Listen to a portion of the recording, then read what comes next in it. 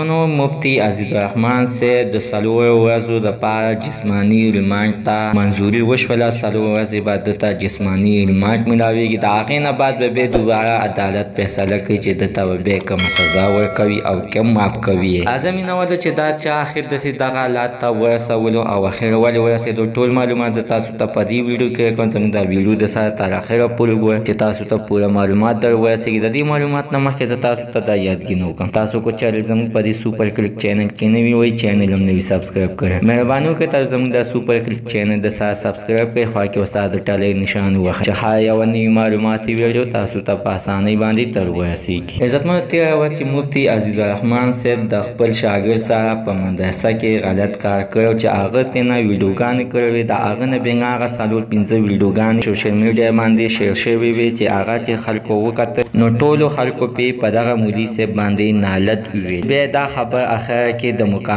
د مقامي زی پولیسو ته هم ورسېدله. هغوی غیر د رپورټ نه دغه مدرسې ته تللي دي او دغه مفتي صاحب یې اوچت کړی او تاڼه کې اچولی چې عزتمنو بیا دوه ورځې بعد بیا پولیسو ونیولو او جیل ته یې ولیږلو. چې عزتمنو نن هغوی نن هغه مفتي عزیز الرحمن ته د څلور ورځې جسماني ریمانډ نن منظوري وشوله او څلور ورځې به پې تېری په جسماني ریمانډ کې. د دې نه بعد به بیا دوباره ته عدالت فیصله کوي، بیا به ولا کومه سزا ورکوي او که معاف کوي.